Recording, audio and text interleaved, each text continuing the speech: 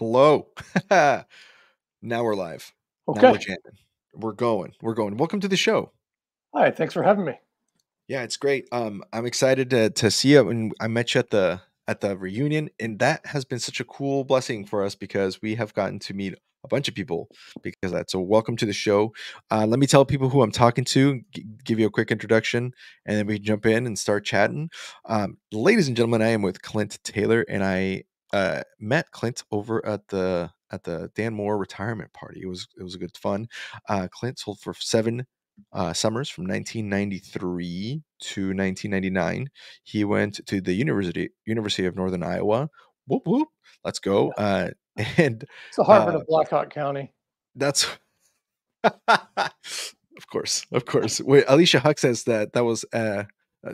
What is it? South Dakota Uh, State is where she went. She said that was a Harvard of oh, South Dakota. So, and I went to Lincoln, which is the Harvard of Nebraska. So look at oh, us, just be so smart. Check out the big brain on us. yeah.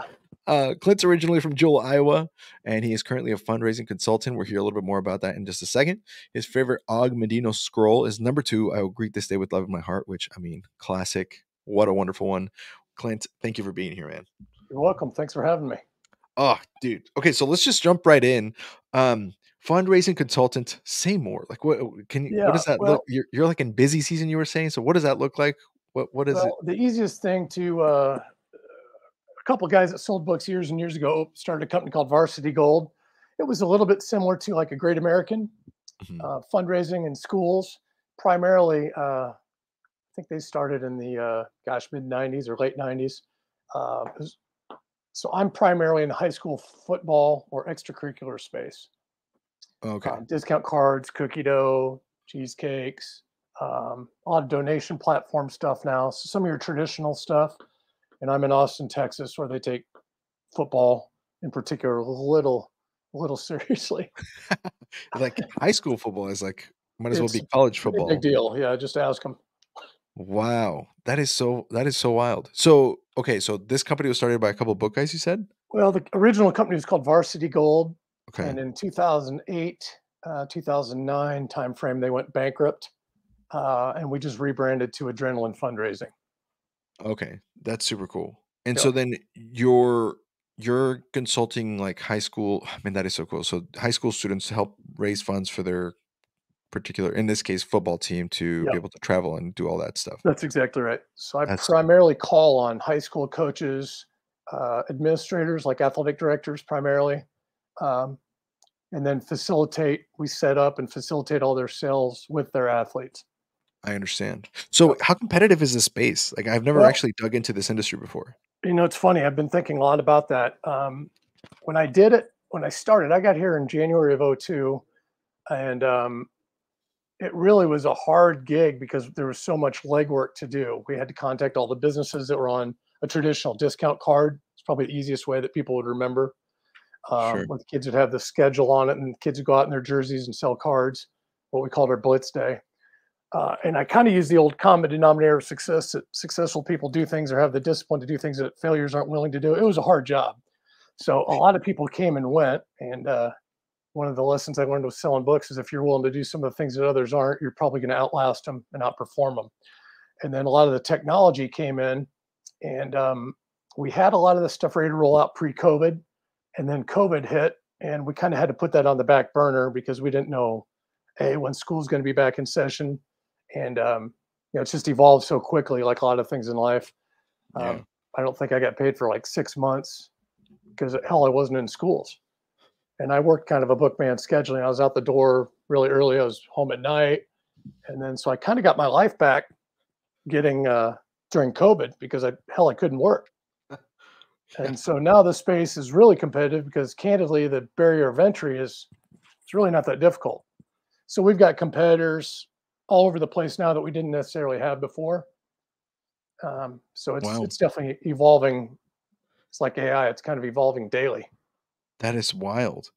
It just became the Wild West almost. Like It just really did, It's and to my people in general. I mean, I'm terrible on technology, but everybody wants things easier, faster, cheaper. I get it. I mean, I'm a consumer too.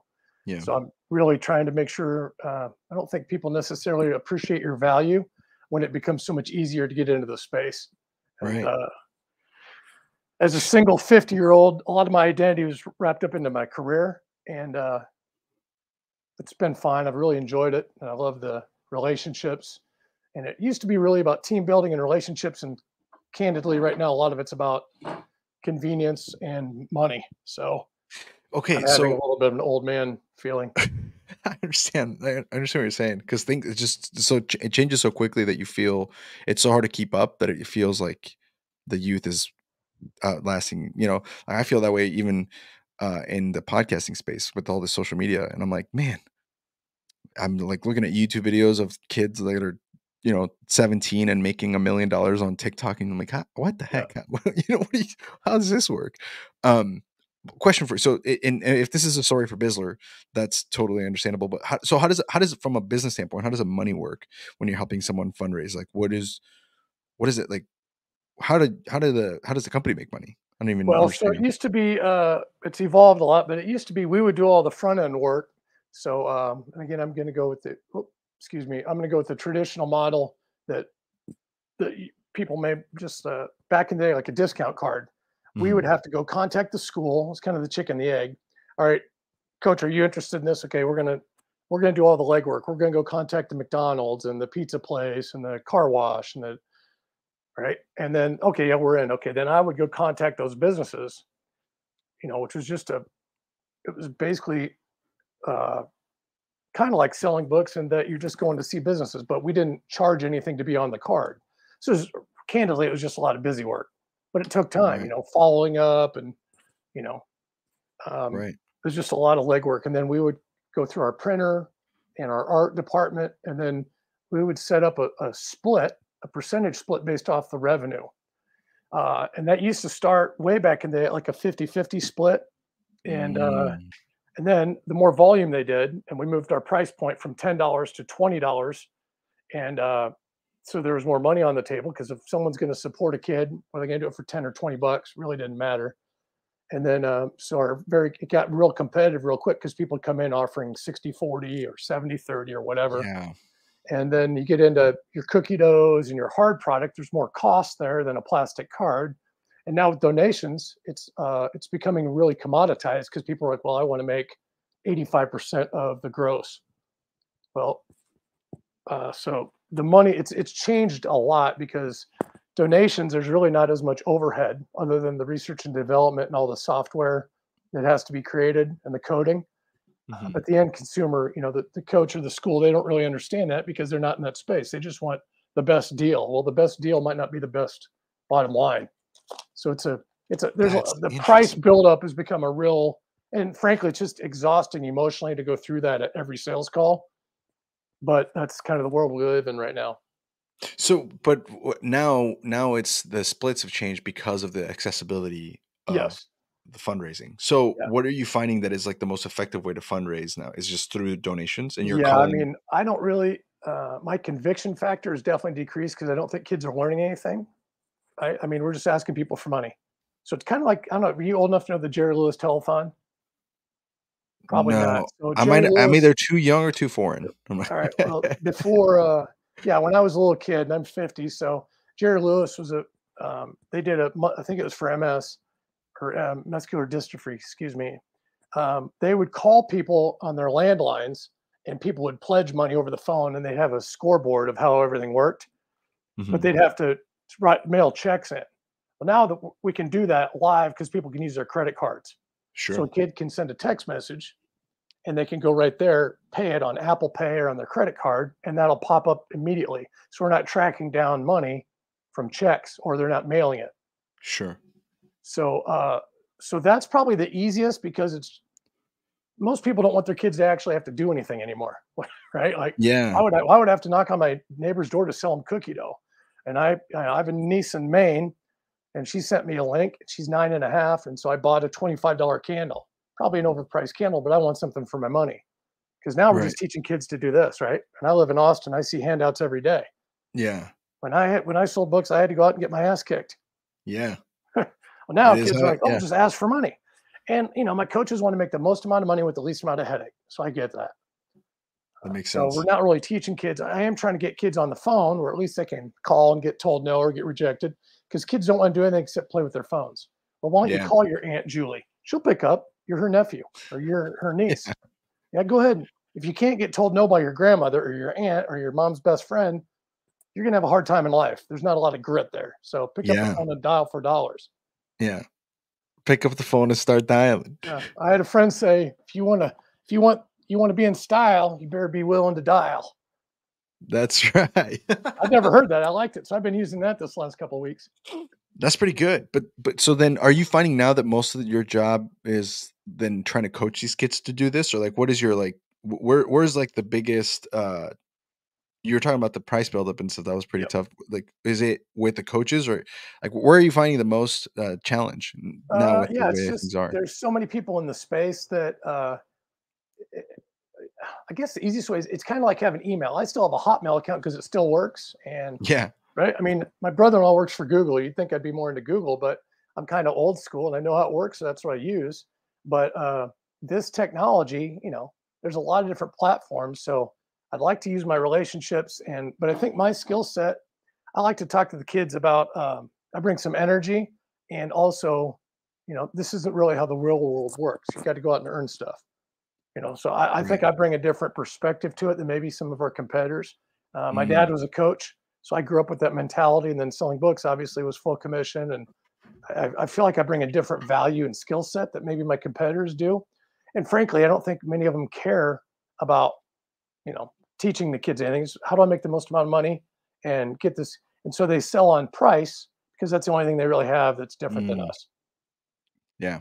That makes So sense. third party So selling helps, but when they go, well, what do you guys offer?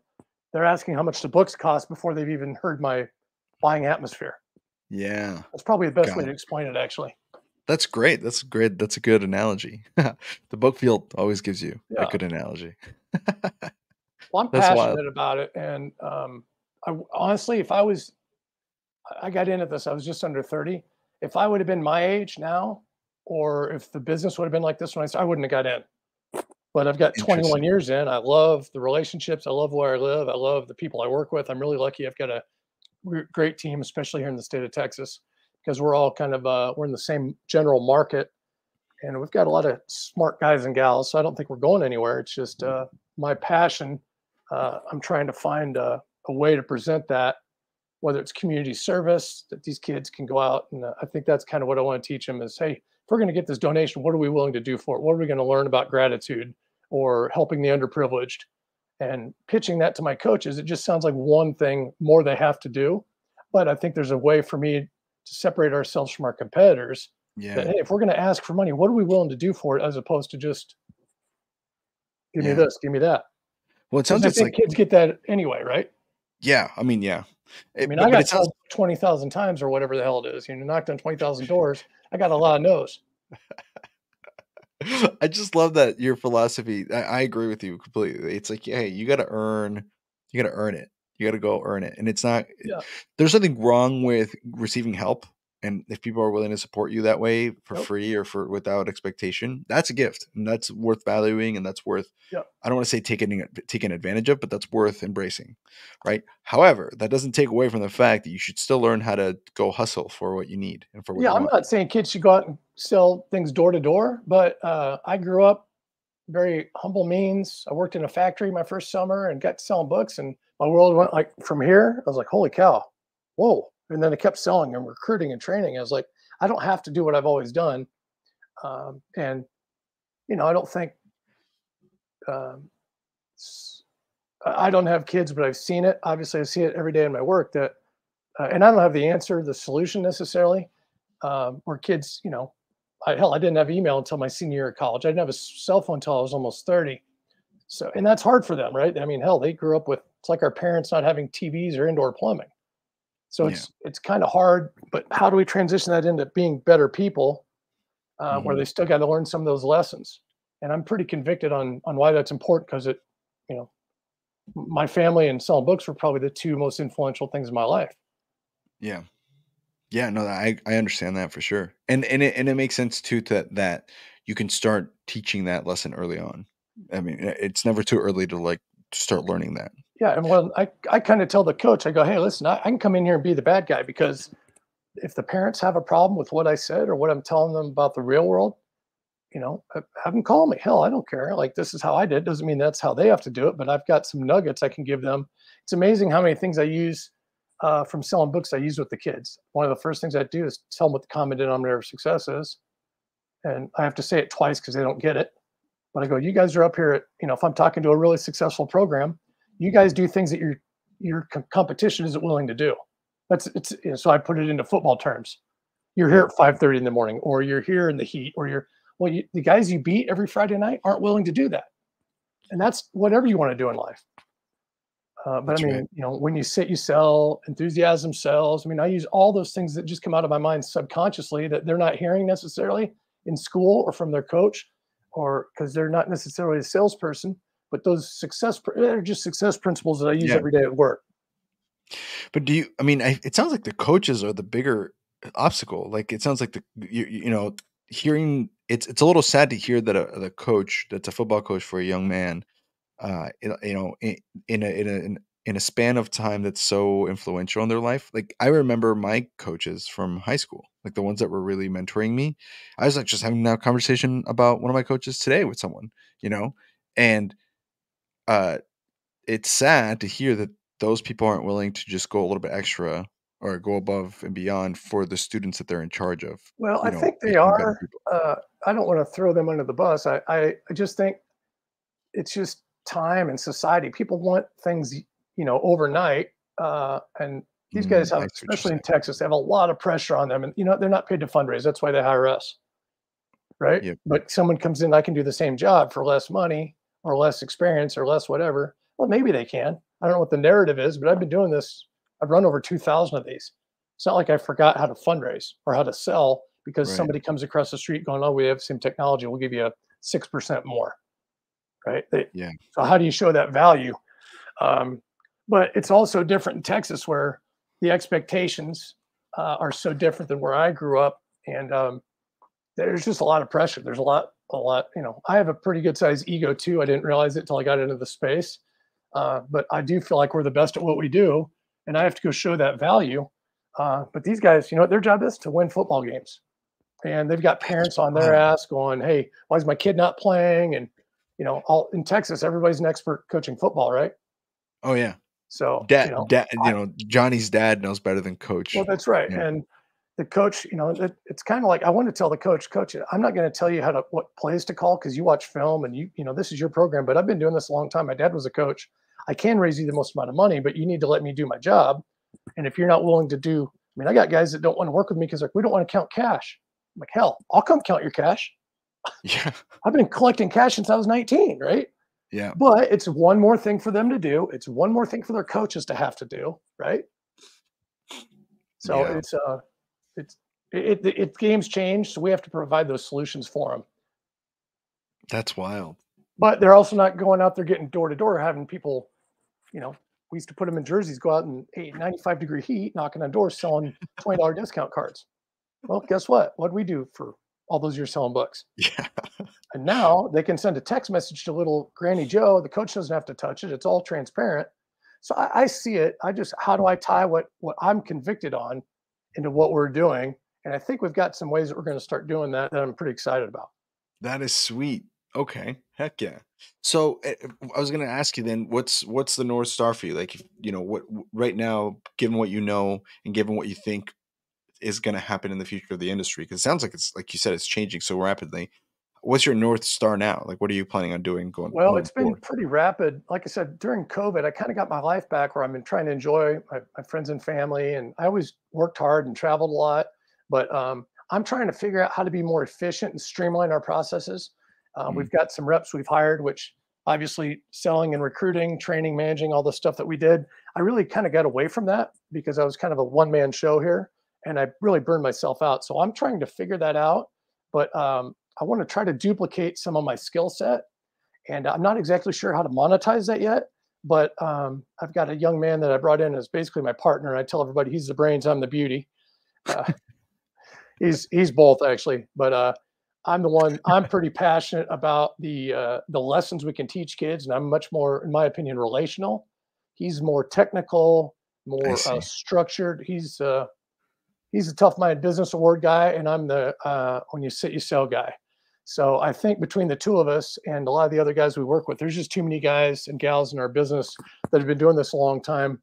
Uh, we're going to keep. I don't have the concrete answer for that. I just know we're going to keep evolving, and but I've got to figure out how to duplicate myself and automate things.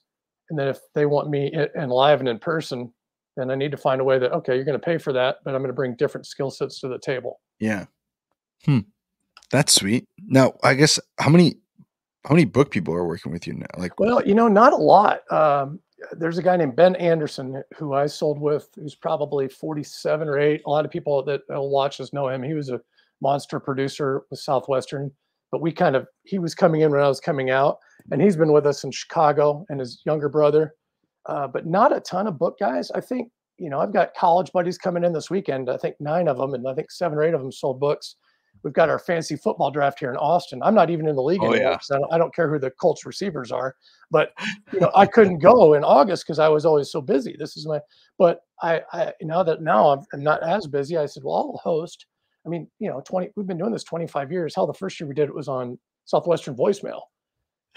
But most of them are so established in their careers, right? They're not starting over at because we're full commission. My buddy's at 50. Like one of them gets in tomorrow. He's a dentist. He's not starting his career over at 50.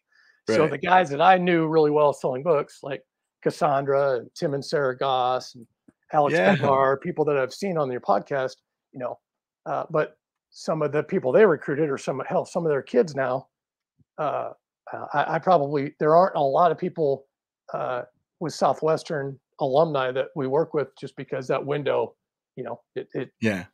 I've been in the space 21 years, but I got done selling in 99 and I think I started this in '02. So by then, most of my friends, my peers with Southwestern, a lot of them had moved on to their careers. And I still stayed in touch with a lot of them, but there wasn't really an opportunity, especially when we were with Varsity Gold. There were a few guys that sold books there, but Yeah. then by the time we made that transition, most of them were well into their careers and their families by then. That's so it's like the cycle has turned now. So now there's like a variety of book people out there that that are just Crushing you it. guys yeah, but it sounds like that was I mean, because the people that you named, I mean, those are some solid folks right there. I mean, the Goss family, they're just so fun. Oh yeah, I mean, I've known them forever, and their daughter sold this summer, and they had In fact, I talked to Tim yesterday. It's his 49th birthday, I think today, but they had their daughter and a bunch of the first years at their house at a pool party, like their Sunday meeting or just getting out of checkout. I'm like, I remember being that kid in Sioux Falls, South Dakota, with Cassandra Gartner actually, and we went to a Sunday meeting from an alumni. I'm like, oh my God, this is cool. This guy's 50 years old, and he was a salesman or a dentist. He was an alumni. I go, this guy's got a pool. Well, now we're those guys because we're that old. So it just it goes like that. That's so fun. Oh man. Oh, speaking of the Cassandra in a pool, Yeah, I literally just found out that you signed up for Vizsla. I did. Yeah, Let's go. I'm excited. Yeah, I mean, I made my commitment this week. 2 of my goals were call Cassandra, book Vizsla, and then get on your podcast. So it's a big week for me. Strike, hit number 3. You're out here hitting bombs. You're Yeah, nailing it. This is so cool. I'm excited to see you there. We'll be yeah, there with it'll be fun. some folks we have a lot of folks from last year coming again, and then new additions too, some new faces. So we'll see some people there. We got Lee and Deborah Crossgear coming. We got Clint Taylor coming. Come on now. I think by the time this airs, the deadline would have already been there for the current price. But if you still want to come, it's still probably open. It's just maybe not as cheap anymore for those listening at this point now, because this is probably going to come out. Well, one thing I realized, and it's kind of Captain Obvious here, but I knew a lot of the people older than me when I sold. And then, I was around 7 years. So some of my closest friends, got in and got out 1 year, 3 years, whatever. Mhm. Um, but I've become pretty good friends with Wade Floyd, who everybody knows, and here in Austin. But I didn't really know him that well because once he was kind of making his mark, I was gone. So a lot of the younger book people I don't necessarily know as well. So I'm eager to reconnect some of those friendships and relationships on biz or we're out. Because I still, being single and I still like to travel. So I have friends from all over the country I stay in touch with, but most of them are obviously my age or older because I didn't know necessarily a lot of the younger crew because I was Sure. gone. I was doing my own thing. Yeah, we're excited to have you. It'll be Like fun. Cassandra and I were good friends, but I hadn't seen her in probably 15 years. And I'm like, God, I sold in the same org as her 3 times. I was like, it was so great to see her. And I'm like, God, we did sell we went to college together. I was like, damn, I forgot how much time we used to spend together. And then Yeah, life happens. she's great. Yeah, Yep. she's and I'm noticing that some of that with the group of folks that I sold with, where we're starting to get to that point where everybody's kind of doing their own thing, but we're all still keeping tabs. But it's just like I haven't talked to you in like a year, Well, and it's a lot easier. I'm not big on social media, but with phones and obviously it was email initially, but it's fun to keep track of people that way. yeah. Yeah, and that's why the reunion was so fun. So for sure. Speaking, okay, so Absolutely. let's switch gears into some Southwestern stuff. Let me Okay. ask you, how the heck did you get into Southwestern in the first place? I always like to What? start here because the Yeah. What origin story. my sophomore year of college, one of my closest friends from high school I guess he either got recommended by a professor or he got surveyed in a class. Excuse me. And he said, "Hey, I'm going to this." It was the classic, "Hey, bring a friend." Even though spots were accounted for, bring a friend, right? Can I count on you, or whatever the trial close was? Yeah, yeah. But yeah, I'm taking your seat for somebody else's, but also bring yeah, a friend. because someone's gonna bail. But yeah, he had a good gig. He was our valedictorian. He probably didn't need to sell books door to door. But we had worked together the previous summer in a factory in our hometown, in a bagel factory, and we worked nights with another one of our best friends who she's a veterinarian. He was a CFO. We were sitting there on the assembly line, and our parents were educators, and his dad was in banking, and I'm like, what are we doing here? So he said, well, I'm not going to do that next summer, but you want to come check out this gig? And they had the stand up break. And he basically said, yeah, I don't think this is for me. And I said, well, I got nothing to lose. I'll stick around. And he had a pretty good summer gig anyway. So that's how. And Tom Dunn was my, I think he had just opened up Northern Iowa coming from Wisconsin. And JT Olson was my sales manager. And, they did the stand up break. And I think Robbie Brooks and Tammy Doherty, Tammy Bowers was her maiden name. They were the stand-up break people, and then I signed up. A buddy of mine that's actually coming to my house tomorrow night, Phil Walton, was in my interview. We're still good friends to this day, and I came back really cold the next day, and Tommy kind of confronted me, and I walked out, kind of smoke coming out of my ears, and then like 2 or 3 days later, I'm like, he had a good point. I called him back. I don't think a lot of people do that. They come back cold, and then I was like, I want to talk to that guy again. And then I got sucked in. So, okay, a couple things. One, I had JT Olson was in Portland yesterday. I just had Really, coffee with him. Yeah, I just had coffee with him yesterday. that's So, awesome. small world, I small was alumni. great to reconnect with him in Nashville a couple weeks ago. Yeah, he's great. So that's funny. What about this program though? Why didn't you leave during the stand-up break? I guess because I Um, always love to hear what attracted you. True, I mean, travel and money. We always say that, but yeah, there's I always think something else. I think for me, Tommy was I don't know if you know him. He was really charismatic. Obviously, we're all an acquired taste to some extent. Maybe not for everybody, but there was something dynamic about him that I really responded to. And I had transferred colleges, so I was like, I don't know. I thought I was going to be in education. Northern Iowa is known for their education, and I was like, I'm not opposed to that, but what can I do that's a little different? And ironically enough, right after our, and I think this will tie in a little bit. Um, After I don't know if it was before or after our parent, I don't know if they still do this, where they'd have a parent Coffee. coffee where people would come to the Yeah. campus and meet other parents, and you know the sales manager would get up, kind of give, hey, here's what your kids are getting into. Not the parent visit, but where the parents would come Yeah. to the school. Yeah, they And I still think do it was this. about that time. It was right before, it was like a week or two before we're leaving. And I that following weekend, I was at a good buddy from high school's wedding, and two of my good friends from high school's moms were at the wedding, and they're like, "What are you going to do this summer?" I said, "I'm actually going to go out and sell these books door to door." And both of them said, "You're going to do great." And that gave me a lot Oh, of nice. subconsciously, it gave me a lot of confidence because they knew me real well. They knew my parents real well. I grew up in a really supportive community. And one of them said, "Oh, I buy those from kids every summer for my daughter, even whether we use them or not." And the other lady was in sales, and she's like, "You know what? Just do what they tell you to do, and work hard, study hard, and be teachable." And I was like, "Okay." So it kind of gave me a subconsciously Wow. a little push. In fact, I wrote both those ladies a note.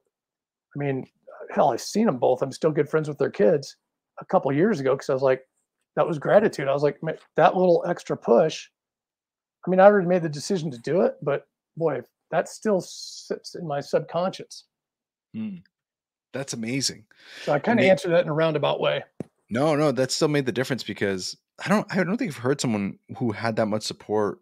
I mean, I'm sure there's other people like that, but I'm trying to recall any of the episodes, not off the top of my head that I can remember of anybody who um had that much support from people around them. But most people have the story of their parents going no, and Well, you're Tommy gonna do came to this. my house, and then he also went to one of my best friends. He's coming in this weekend too, Nick Platt, who we were on the team in 1993. We were actually the top team that year, and he had parent meeting with my parents, and my dad was an old football coach and kind of gave Tommy the cold shoulder, where my mom was, what can I get you to drink? And basically my dad just said, if Clint's going to do it, he's going to do it.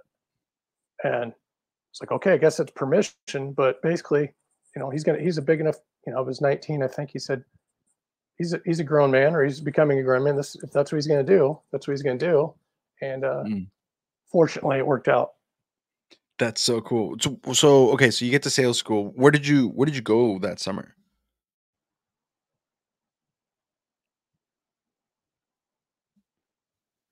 Still there? Yeah, can you hear me? Yeah, I Oh, got you. oh, yeah. Where did you go that summer? That first summer? Uh, I was in Dowagiac.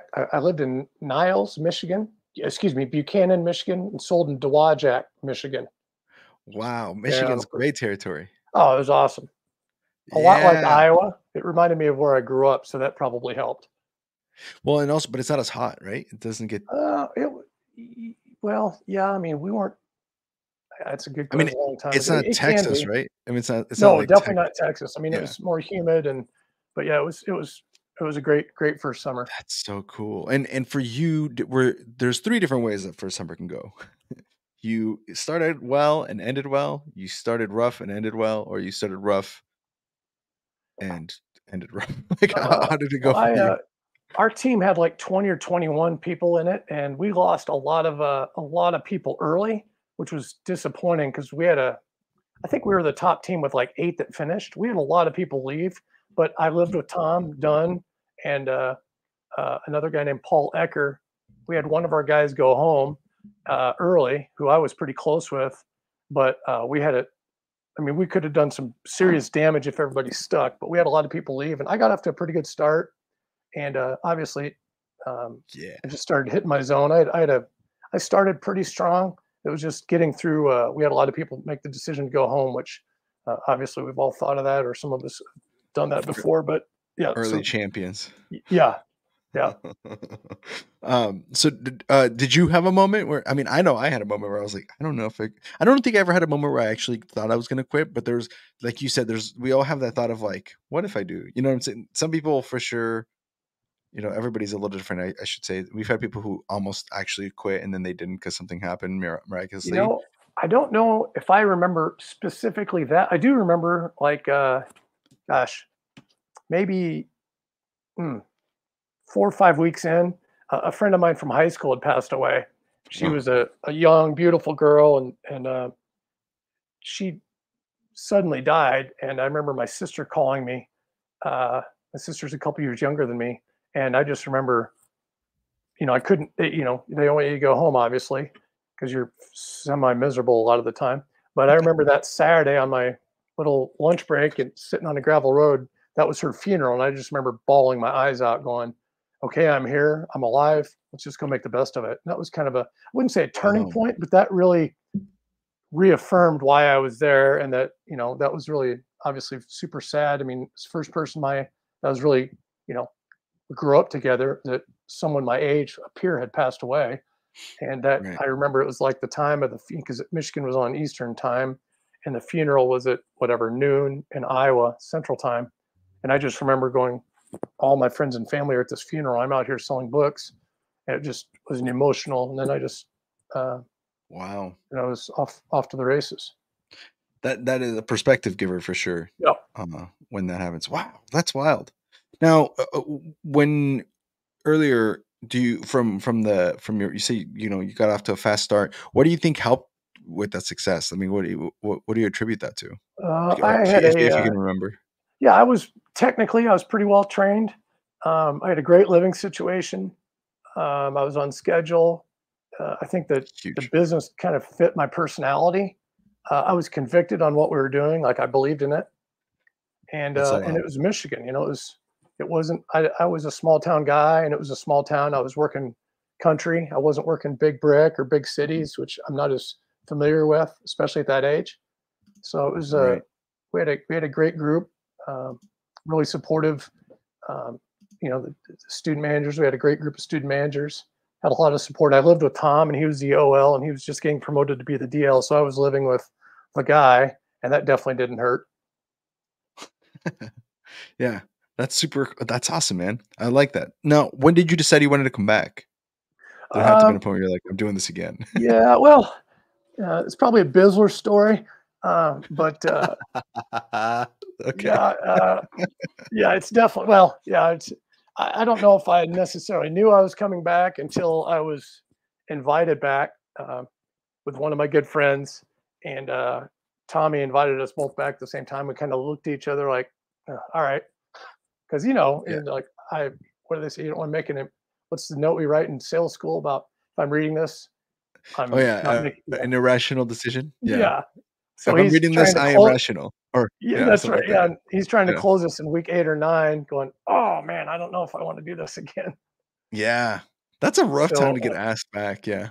yeah, well, he had his he was pretty talented, but like I said, we're all an acquired taste, and so that was probably week, I don't know, week 8 or 9. It's towards the end of the summer. Oh, that's so good. Yeah, Yeah. what is it? It was, "Oh, if I'm reading this, I am irrational. I wrote this when I was rational." Yes. And yeah, something like, yeah, that's Yep. good. I rem Should have had you everybody. should do that before you sign your second year contract or whatever too. Yeah, you're still irrational. Yeah, that's right. You're not really rational until, like, Yeah, the second week back in school. that's right. And even that, you're still like, "I don't know." Oh, that's Yeah. good.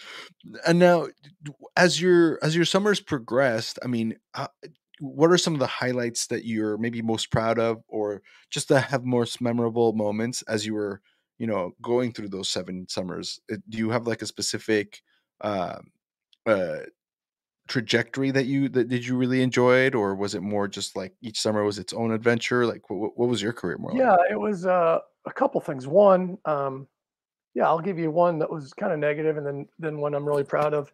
My Sweet. second summer, I brought 9 with me, and it was a Wow. really sharp team. And I thought, they were definitely technically trained real well, and it was a sharp group. I mean, 3 of them I'm still very close with today. I grew up with 2 of them. One was my college roommate, and but our AOL, we went up to upstate New York, and our AOL, like, it was either week 1 or week 2, decided to go home, and so it was Ooh.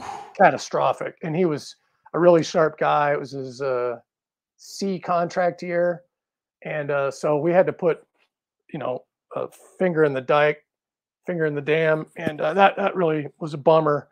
So that team was really really well prepared, and I think if we could have got through the first couple weeks, but so that was disappointing. And then Yeah. my third summer, I was on the fence because I'm like, man, I don't want to recruit anybody because look, they all left, and it was my senior year in college, and I went out there and lived with 2 of my best friends to this day in Las Cruces, New Mexico, Lance Noble and a guy named Randy Schuler. Both of them, I'll see them here in about 3 weeks. We've stayed really good friends since then. And that summer, I didn't bring anybody, but I had a bunch of, I was rolling, and I worked with a great group. Cassandra was in that org with me, and that summer I had my best summer volume wise. And I remember coming home and I showed my mom my check because my dad was coaching football. And I came back and my mom was getting ready to start teaching the next week. And I remember she asked me how my summer went, and I had my big check, and we were having a cup of coffee out on my patio. I remember this like it was yesterday. And she saw it. She started crying because it was more than she'd made that year as a kindergarten teacher. That's wild. And that was 1995. So that was probably, and it wasn't the money. It was just that she was proud of me, and I knew what we went through that summer. And you know, it was coming off that second summer, which was really hard. So yeah, I had a great experience throughout, throughout the 7 years. And I didn't really, after that second year when I had so many people leave, well, all of them left. I and then I had a little redemption after college. I moved to Colorado with Dan Flanagan, who sold I think 7 or 8 summers. He's going to be here tomorrow too. Uh, Man. yeah, we got a pretty good group coming in.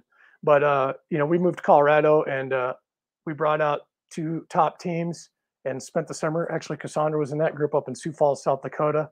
So I had a little redemption, and it was fun because uh, I'm still close with some of the people that were up there with us. Yeah. Uh, Invite him to Bisler. yeah, yeah. um let me ask you this. Do you find, so I haven't asked someone this in a long time, but I just think it's interesting. So when this comes up in the wild to like your friends and they ask, or like, when, how do they react? Because I guess I'm asking because, or where this thought comes from is, you have a bunch of guys that are book guys come, and you said there was a couple that didn't sell that are going to be there too, right? Like, Yeah. when you tell them about how you know the rest of these guys, and like Well, so it's funny. normal One of people, them we went what to is that college. like? Yeah, well, one of them we tried. 3 of us tried to recruit, but he had a great summer gig, and I was hoping Tommy Dunn could interview him, but Tommy couldn't make it that day, so we had a full time recruiter who was a little condescending and not quite as dynamic. And my buddy's like, I'm not interested in this. Um, Oh, and then one of the other guys that's coming went to high school with 2 of the guys that I sold with. So I've known these guys, like, all of us have known each other since we're like 21 years old, 22 years old. And so, like, of the 9 or 10 guys, I guess there's 11 of us total. I think 9 of us sold. The other 2 guys, we just couldn't convince them to do it. that's interesting. But what do Yeah. they say about like you guys? Like, or like, do they ever feel like left out, or do you ever Oh feel no, I like mean, they all know it's, the cult, whatever. But it's like, because because they were both in fraternities. I go, but a lot of these guys were in fraternities. Some of them were. It's like, so they I get mean, it? they know the racket. Yeah, that's so And they're funny. both real successful in their careers. But I think they're all like, they're we've been doing this for literally quarter of a century. So now they're good to go with it. That's funny. So I have a fantasy league, but for soccer, not for football. Yeah, For the Premier League, and there's, let's see, Shane, Kyle, Tim, my brother. So there's 10 of us, and 5 of us all are book guys. And so sometimes something will come up, like book related or from the book world, whether it's somebody got mentioned, like somebody might mention Mort or something like that. yeah, And then the other group of guys are like, what the hell are these guys talking about? yeah, It's just like, what are you yeah, guys doing? So I told recently, I was like, at one point something came up about books, and one of the guys was like, what the hell is that? And one of the book guys was like, it was like a cult we were in. yeah, And and he was like, wait, for real? And we're like, yes and no. And we just kind of like left it yeah, ambiguous like that. So the Dan Moore episode just came out on our podcast, and I posted, hey, for those of you who sold books, Dan Moore episode's out. For those of you who didn't sell books, he was our cult leader. yeah. Is It's David like, Koresh? just, they're like, wait, were you guys actually in a cult? And we're like, it just depends on who Ish. you ask. And Yeah. we just gotta leave it at that. And they're Well, still and like, I have we're obviously a lot of friends that left the book field, and I get it. Like I said, I don't. Everyone has a different experience. Mine was 99% positive, but I understand. But I think at least my leadership, everyone that told me, hey, it's gonna, it's just how are you gonna react to it, and everyone has different family situations and personal situations. So, but I understand when people don't have a, they may not have the same experience I had. I completely get that. Yeah, when you hear and or when you see like the reviews or you hear about it, you're like, I get it. Yeah, I mean, I don't agree, but I understand sure. 100% Yep. how you could feel like that. The Yeah. empathy is easy. Feel, felt, found, buddy. It's true, feel, felt, Yeah. and found. Yep. That's awesome. Now, as you look back on your summer, your friends, you still have friends that are, we all do. We still all have friends that we can keep in touch with and that we're still caught up with. But would you do something different, like when you think back on your career, like, or is there advice that you would give yourself at when you first got started, that knowing looking back on it now, something that you would say to yourself back then? Well, what do we always say? Work hard, study hard, and be teachable, and then have some vision and foresight. I kind of stuck around just because I like the people. I really, I worked with guys like Eric Rubash, Brad Schlepp, Dan Flanagan, Tommy Mm, Dunn. Then a lot of the, I full field managed, so I got to know a lot of guys: Aaron Bowe, Craig Walsh, Tim Sweeney, Pat yeah, Roach, just a bunch of guys across the country. Jeff Simon, Tim Ledbetter. There's a million of them. I just didn't have a long-term vision of being a part of it that long. So mm, I kind of fizzled my way out because I didn't know what I wanted to do. And it took me a few years after books, like it does a lot of people, to find my niche. And so I found a really good fit for me professionally, especially at 29 years old when I got into my business. I've been doing it for 21 years now.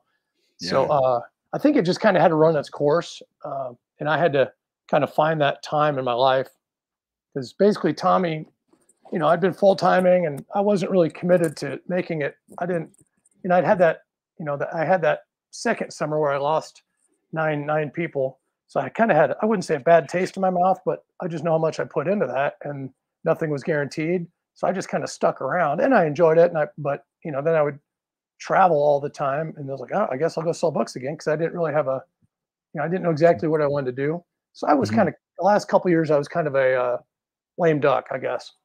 Nah, no, that makes sense. And But I and don't really have any regrets. no, that's cool. That's a good way to do it. I mean, and some people, I mean, I guess let me ask: were you one of the people that had were you on schedule the whole time, all 7 summers? Almost. I had a little trouble one summer, but I guess it was my overriding guilt.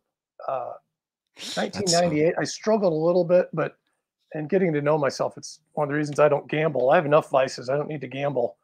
So I said, it's just going to be easier to be miserable and be on schedule than for me to, and I wasn't talented enough. I mean, I knew some people that could just turn it on, turn it off. I Yeah. wasn't that way. I need to get into a good routine. And if I did that, I could hammer through it. And, but yeah, I didn't have any schedule trouble really till later in my career. Yeah, I mean, I understand that. I had like my first 2 summers pretty on schedule. My last 2, one I was physically off schedule, the other one was mentally off schedule, where I was still going to the doors, but I mean, no, I wasn't really And you got to remember, my last doing it. summer, no cell phones, barely had internet. I mean, in fact, I just found one of my pre-approach pads.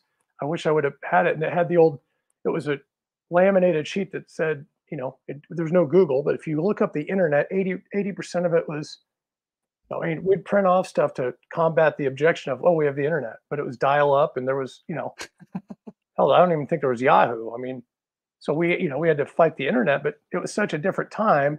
I mean, you really had to, where's the movie theater? You kind of had to know what time the shows are if people are going to be off schedule. Yeah. Where now, we didn't have phones. Like it was, you couldn't mentally, you could read a book, but it wasn't like you're on your phone all day playing Angry Birds or whatever. Yeah. You had to look, where am I going to be off schedule? What am I going to do? You had to Now, get creative. You had to get yeah, that's creative to be right. off schedule. Yeah, see, nowadays, kids are getting off schedule, it's kinda like the handout thing earlier, they just get off Yeah, schedule on their phone. That's all they wanna yeah, do. yeah, Wow. So you were like you could look up on the newspaper, right? yeah, right. Titanic show when 98, so it would have been like the Matrix is showing this Yeah, at the megaplex. yeah, And it was that's still right. like, oh man, what a time. What a time to be off Yeah, schedule. It was just yeah. serene. It was probably harder to be off schedule. That's what it is. Well, I don't know if it's ever. I mean, yes and no. I mean, like I said, fortunately, it wasn't. I was pretty good about that. Thank goodness, because like I said, I have plenty of friends that were off schedule, plenty of them that were off schedule that still sold really well. But Oh, those that are the I worst. just couldn't turn it on and off like that, like a lot of people. Yeah, it's Wasn't that amazing some good. people could do that. It's amazing how people could do that. Just like I couldn't do that either. Like just you know that this person's off schedule, but they I'll just go sell 100 units and then Yeah, I wasn't that good. go have a beer. You're like, what? Yeah, I wish. yeah, That's so fun. Now, in your so 7 summers. So walk me through where all you sold to. Michigan, upstate New yep. York. Where in upstate? I was just outside Albany. Okay, so you're more eastern by Poughkeepsie area. Oh, I'm Got it. trying to. Why do we have two upstates? There should be right, but yeah, straight Yeah. north of the city, a couple hours. Third summer was Las Cruces, New Mexico. Yep. Fourth summer, let's see, it was 95. 96 was Sioux Falls, South Dakota. Wow. 97, I was back in Michigan, this time up in Scottville, Ludington, Manistee, up in the northwest side. And then my last summer, wait, excuse me, 98, I was in Moore, Oklahoma, right outside Oklahoma City. And then my last summer, I was in Fargo, North Dakota. You went all over the place. Yeah, twice in Michigan, but all very different. The Dakotas were similar. Michigan was obviously similar, but yeah, I was all over. And I That was recruited in Northern Colorado, Iowa State, UW-Madison, and UW-Oshkosh. So I got to see a lot of the country. that's so wild. That's fun. And now, where where was your favorite? Like, what was your favorite? And this is one of our rapid fire questions, so I'll skip this one when we Oh, get to okay. that. But I now I'm just curious for now. Where was your favorite? I think my favorite summer overall was probably 96 in Sioux Falls, South Dakota. We lived Really? with an alumni's parents. We had a great group. I had a top team. Dan Flanagan had a top team. Cassandra was in that group. Sarah from Sarah Haw, the old Sarah Goss, her org was directly north of us in North Dakota. So we'd get together with them on Sundays. And they had a great group of guys. Actually, a bunch of them went to Northern Iowa. I was just getting out and they were getting in. That was just a really smooth summer. And we had Dan was a OL and I was the AOL. We had I don't know if we had anybody leave. We just had a great, everybody performed. We had a great HQ situation. So yeah, I'd have to say 96 was Wow. overall my favorite. That's wild. Now, in your mind, it sounds like you had a lot of successful orgs in general. Like you had a top team your first summer, then your orgs were. What were some of the things that you guys did well to help with that? 'Cause I feel like I don't- is it luck or is it like is there like a secret sauce? Do you think that just Uh, really helps well, I group think, gel or? I'm a firm believer that, not everything's timing, but timing has a lot to do with it. Like in my second summer when our AOL left, you know, uh, we had a first year OL and she did a good job. But once he left, it was, we were scrambling to hold the fort. And then after that, we just had some more experienced people and we didn't have any leadership leave. So, we were all ready and competent, but I don't know. I mean, I think it's just kind of where people are at in their life. Hmm. And if they're, committed to seeing it through, I think that was the only time we had any leadership at the OL or AOL. I think there's a lot, if the OL or AO will leave, then obviously it's all right. Well, I guess I'll leave, And so Yeah. I just every group I was in, uh, I just had a good experience. So I don't know if I have a good answer for that question. Yeah, because I mean, I don't know if anybody does actually, because when an org does well, I don't know. I've actually thought about this before, and we've talked about this with a couple people on the air, where it's like sometimes it's just you just got a good group of people that just happen to fall into place in the right way. But I don't think there's a common. I mean, there's like obvious detriments, right? Anytime an OL leaves an org, Yeah. it's impossible to not have it fall apart. Well, and It's that's interesting. One of my favorite summers was '97 with a great group. Adam Carroll and Jacob Kent were in that group, and one of my best buddies, Jeff Walsh, who I recruited. We're all still good buddies, but that was just, I was at OL that year, and we're kind of pairing up the roommate situation. You're just trying to figure out what personalities work, who needs maybe a little this, a little that, and that was, I guess, there's some chemistry. It's kind of like a yeah, recipe, right? Is there too much oregano or not enough salt, or so some of it's just, a bunch of us went to college together, so we had a lot of commonality there. So that's always a little easier than maybe you're stuck with someone that you don't know, Yeah. or from another part of the country. They don't necessarily have that same background necessarily. So yeah, so the values are almost different, but it's still Yep. interesting because you'll have like, for example, we can just like dissect this last summer. There's an org that had the best summer, right? And if you look at them and then you cross reference what they had in common with last year's and the year before that, and so on and so on, there's probably going to be a lot of the same general recipe. Like you got to have one or two managers that are just selling a ton of books. Yeah. That's like check. Not required, but huge help, right? You have to Yeah. have Gotta if have a rabbit. yeah, if there's like a relative smoothness to the whole situation, in other words, nobody really has car problems and most people have HQs, and you know, that's a recipe for success for an org, right? But Yep. still, there's orgs that have all of that and they still fall apart. Yeah. So it's just very fascinating how or why. 'Cause there's a lot of factors, I think. Yeah. Yeah. I mean, the ratio from managers to first years is huge. But then again, it's like you've also heard of orgs who had like 13 people and there was like two managers, but all the first years just crushed it somehow. Like, Yeah. it's like it's hard to figure out because if that skill could be transposed, like for you, you have new guys coming in at work right now, you're saying, and you're trying to like replicate this where it's like, what of the Southwestern experience can you pull from to access that and give them like how could you translate that? And it's hard. It's more like a who knows, you Yeah. know? Well, one thing we've got some new people, and I kind of let Chris, my business partner, I tell him, you handle some of the technical stuff and set it up the way you're comfortable, and I'll do more of the. I'll check in with them every day. I'll be the because that's what I like that about, you're gonna, all right, let's start with your numbers. All right, what time did you start? How many calls? I kind of like doing that with them. So I'm still engaged with them, but he's kind of it's almost like a, I would say good cop, bad cop, but it's kind of a thunder and lightning. He can give them the technical, and then I go ahead and talk to them about the relational and about the numbers and about, just taking some of that, because it's not that technical like it used to be.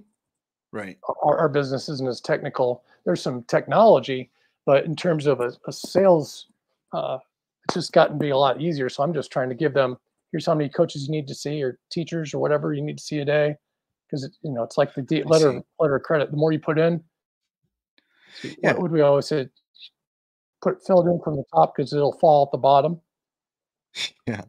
Yeah. I understand what you're saying. And you're kind of like their OL, like from the standpoint of you're taking their stats and you're making sure that they're uh each little at Yeah, and bat, we're you're not as tech. coaching them Yeah, to we're get not as better. I'm not as stringent. Yeah, I'm not as stringent about that because they're both pretty much go getters. Um, but it's kind of like books. I mean, you can a lot of things you can make a living. You can do as well as you want to do. It's just what are you willing to are you willing to sit in traffic? Are you willing to go get told no? We had one Sure. guy who was a great guy. He's the right guy, but he uh he should have sold books. He didn't like getting told no. And it's the old swimming Hmm. pool clothes. You can jump in now with us and frolic around the swimming pool at 19, 20 years old, and your friends are there to help bail you out. Or you can do it at 45 or 50 years old. And that's what my friend's doing right now. He's getting his ass kicked at his age because he never got told no. And now he's trying to get into sales. I'm like, well, That's what happens. that's what happened. I mean, I told that to Tommy Dunn when I saw him last. I said, that whole swimming pool clothes, because I remember using that when I recruited. And, you're 20, 25 years old recruiting that. But does that really happen? Well, it happened with a good friend of mine whose brother actually was a was a no-show when he was supposed to go sell books. I was like, Oh, no way. would have been, yeah, it would have been a good summer for them just from a street sense smart. Yeah. Well, and that's another thing that you gain from Southwestern is you just kind of learn to read situations and react to them. It's like, it's a lot easier to fly by the seat of your pants if you've got an experience of going door to door because you just almost are always, even though you know the script, you're always improvising. That's So right. you get good at like rolling with the punches and moving on. That's wild. Now, how did you know it was time to leave in '99? Why not 8 summers and Uh, why not you 6? know, well, because of my a lot of the folks I recruited didn't stick around. They weren't quite as enthused about continuing their career. And actually, Tommy Dunn, my sales manager, I think it was a Super Bowl party. He's like, hey, because I didn't have the passion. I wasn't as disciplined. I definitely wasn't nearly as I was definitely more off schedule recruiting than I was selling, but I didn't take it. I guess that seriously, because I didn't think, and he kind of said, "Hey, this should probably be your last summer." And I was like, you know what? I think that's. I kind of needed him to tell me that because I was like, yeah, I think so too. Mm. So we kind of agreed even before I went out that I'm trying to remember how many people I brought out that summer. It was a small group. Um, 1990. I'm trying to remember who was in that group in '99. So it was definitely mutual. I was ready to move on. He was ready. He needed to bring in his people that wanted to grow it, and I wasn't necessarily that guy. And that's rare to have a smooth exit like that. That's good leadership from Tommy. Uh, you don't some you hear people who get stuck for too long and they aren't really encouraged to go in the same way, and it's like they don't have as good of as smooth of an exit, Yeah, I mean, to put it that way. it's kind of like the firm. I know a lot of people leave, and it's yeah, again, everyone's got different situations, different leadership, different you know relationships with their sales manager, what have you. But it was. I had a really positive experience. It was just we both. I was glad that he said that because I was like, yeah, this is time to go. Yeah, that's beautiful and that's healthy. Yep. Dang, good for him and good for you. That's a Yeah. that's a good friend to have, and that he cares. That demonstrates he cares more about you than. I mean, obviously, it was mutual benefit for both of y'all that it was your last summer, but still, that's It was almost a relief for both of us, I think. yeah. And that he brought it up because it must have taken courage to. It takes courage for a person that you've known, that's your friend, to tell you, "Hey, like, are you done?" That. So, Yeah, pun he was intended. always like a big brother to me. So we had a great relationship, and but I mean, like I said, not everybody has that relationship with someone or feels that way, and I was just kind of coasting, I mean, but I was Yeah, like, I don't mind, I wasn't really committed to building the business, and I was like, I really don't want to keep selling. So yeah, maybe but I didn't know what I wanted to do next, so I, took a little time. I took basically a year off, just traveled, and then eventually moved down here. that's so awesome. That you did it right, man. You did the whole thing right. Good for Well, you. I got a little late start of my career, and but I found the right fit at least up until this point. It seems like it's been a good fit. Yeah, I love that. Okay, let me ask you some rapid fire questions, and then Okay. we'll open up for ponytails. Is that cool? Sure. Okay, so now we heard what your favorite turf was from a standpoint of like your favorite summer's turf, so South Dakota. But what was your favorite kind of turf? Is it big brick, country? Sounds like maybe country, but Country for sure. yeah, most people pick country. But you love to hear a good fan of big brick. Yeah. Um, favorite advanced sales tape? Oh gosh, probably Alan Clements. I don't remember the Yeah, name. it's interesting because people who sold in like whose first summer was like in before 95, they prefer Alan Clemens over um over like Dave Rosen or those guys. Oh And yeah, it's I re- didn't. it's I really really didn't interesting. have that many advanced sales. I didn't listen to that many. Uh, I don't believe, but I that was one that I would have uh, playing. Yeah, we gotta love that. I've heard good things about it. I need to go check it out and see why it was so good. What was Well, your and I favorite had a H? What's that? I had a relationship with Alan, so that helped. Like when he would come to you and I got to know him a little bit through Tommy, so there was a personal connection there. Yeah, And I'm sorry, that'll favorite HQ. Oh yeah. man, I've got to think. Just because I'm still really close with these guys, Las Cruces, New Mexico. We lived with the Fish family, and I lived with two of my college buddies who stayed really good friends, Randy Schuler and Lance Noble. They've both done really well in their careers. So, and that would have been in '95, my senior year of college. Love that. Okay. Las Cruces. It must have been a hot summer though. It was, yeah. Yeah, it's brutal. Favorite product to sell when you were selling? Uh, Gosh, I think I was a My Fun with Words guy. Yeah, good old Mufu. Yeah, I knocked down a few of those. Those are just so fun. Somebody once told me that they had a. I tried this a couple of times, but whenever you'd get that senior in high school who was a little cocky, Yeah, you're telling them that we're here for help you with homework, and they're like, oh, don't need help with homework, whatever. You take yeah, out the Mufus and just start demoing them, that's and you'd be like, fantastic. "Oh, this one's actually scratch and sniff." So you like, if you scratch here, it'll smell like rubber, and like you put the book out to them, and just to mess with them. Yeah. Because the parents liked you, but the kid was just too condescending. Too It's cool funny. for school. Yeah. Yeah. Had his cool card. Oh, so bigger than the book was the size of his school card. Okay. Favorite off schedule story. Oh, man.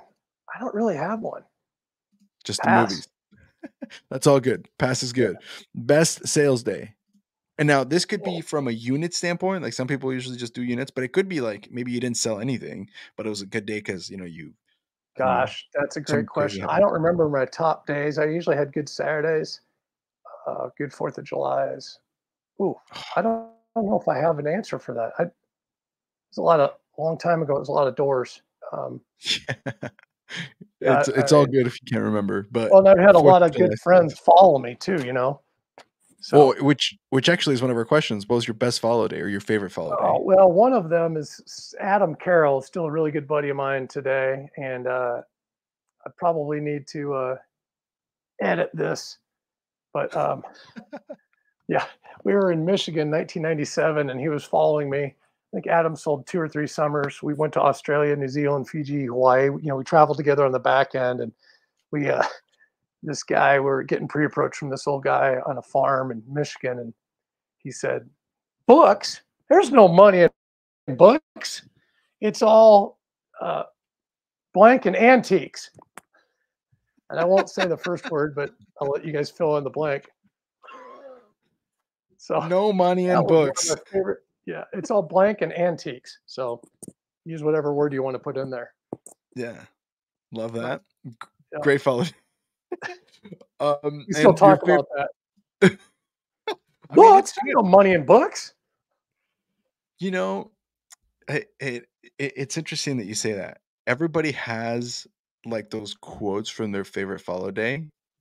Like we had one. I wasn't even part of this follow day, but in the group of guys that I sold with, we got one that started going around because these guys knocked on a door, and this guy is an old guy. I think they were selling in Mississippi, and this guy opens the door and he starts talking to them. He had a Confederate flag hat on there, and all this, and like at one point the guy goes, "The South will rise again," and for some reason.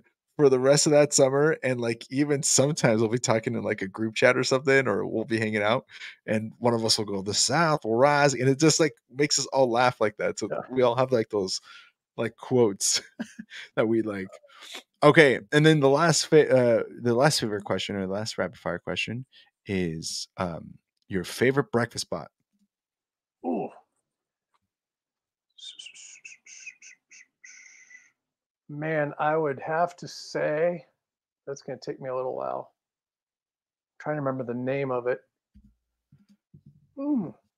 Boy, that's a tough question. I I'm not know great it's at so making good. decisions. I'm gonna have to go with my first summer in Niles, Michigan. They had a thing called the 3 egg mess.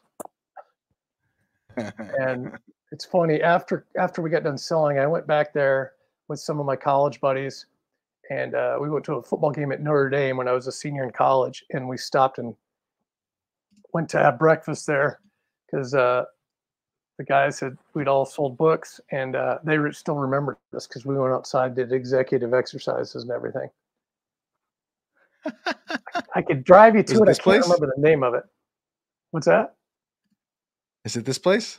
I don't. I mean, that looks like they all The kind Home of look Plate the same, Restaurant? huh? He said the Home Plate Restaurant on Google, and it has the egg mess is one of the things Oh, that they serve. what city is it in? This is in Niles, Michigan. Was it Niles or Buchanan? It was in Buchanan, Michigan. Can you pull up Buchanan? Let's see. I This always is like 30 years ago. So, I always like to but pull maybe up that's a regional thing. Buchanan. Hilltop Cafe. It was on the main street. Um,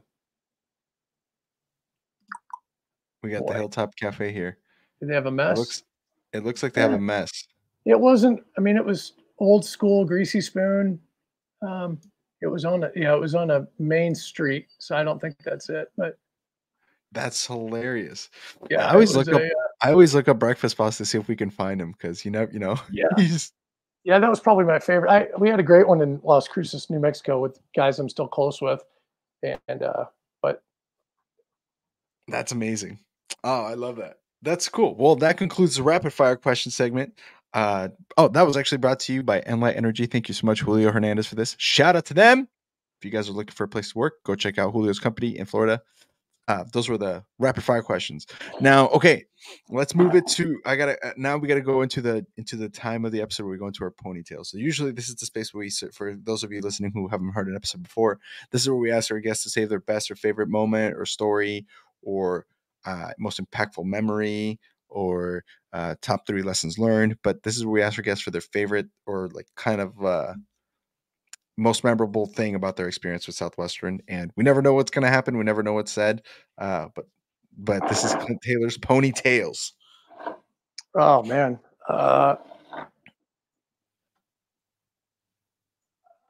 think it's ever evolving. Like going to the Dan Moore retirement and the reunion in Nashville, I just realized how much time I spent with all those people that I haven't seen in years. You know, running into Curtis Rogers and Alicia Huck, and I mean, the names go on and on and on that I hadn't seen. Bob Searcy. It was really cool. So I think it just has Southwestern has a special place in my heart because we all put so much into it. But it was such a pivotal time in my life. I don't know that I could really come up with one in particular because it's it's just metastasized to friends getting married and seeing their kids grow up. Now some of their kids are selling. It's I don't know that I've got one. I'd have to think about that. Maybe get on another episode. But I have a really fond memory of most of my time there. No, that's great. No, because here's the deal. So when we do this, we've had people who, instead of like a story, they just kind of share like their, kind of like you just did, where it's like, hey, this is what it means to me, and this is what it meant to me to be a part of this program. There's not necessarily a big story. It's just the reflection on those friendships. I think it's fantastic what you just said about the fact that your friends' kids are now selling. Like in my head, I'm trying to think of like I have friends who I sold with who have kids, who in like 6 or 7 years they're going to be old enough to start selling. Yeah, And it's just like, to think about that is really, man, that's got to be pretty impactful to know yeah. that, to know the story of all of that. That's pretty cool. Man, that's awesome, man. Thank you. Thank you so much. Okay, last thing to close up here is if Okay. people want to get a hold of you, maybe there's a alumni in Texas that's like, hey, how do I come work for you, Clint? Or like, how can we learn about fundraising? Maybe they want to get into that, or maybe they just know you. Maybe somebody's listening who sold in the 90s with you and they want to get a hold of you. How can people contact you, reach you to be able to learn a little bit more about what you're up to? Yeah, I'm not big on social right now, but my cell phone, I mean, I can give them that and my Okay. email. Uh, Well, let's do how do this. you So prefer? yeah, good question. So in that case, we can have your email posted below, or you guys, if you want to get a hold of Clint, just message us. Either send us an email. You can go to knock knock at the Ponytails podcast. Make sure you spell Ponytales, like tails, like stories, not tails, like Mhm. hair. And message us, and we'll get you in touch directly with you. Because don't sometimes people put their phone number out there, and I'm like, Sure. Yeah. so Whatever you suggest. Yeah. I'm just not that's big on, uh, I, I try not to get on social because I'll be on there for hours. And so they can reach me yeah. direct. That's fine. Sounds good. Well, that's great, man. Thank you so much for being on the show, guys. Thank you so much. Again, if you guys want to support us, make sure you share this episode, subscribe to us on YouTube, follow us on all the socials, and of course, check out our Patreon if you want to, keep support us that way. Totally welcome, but not necessary. My name's Andres Gamboa. This has been the Pony Hills Podcast. I've been with Clint Taylor. Thank you so much for being on here, man. Enjoyed it. Thanks a lot. We'll see you in a couple weeks. Bizzler. That's right. All Yeah. right. Goodbye, Bye bye. everybody.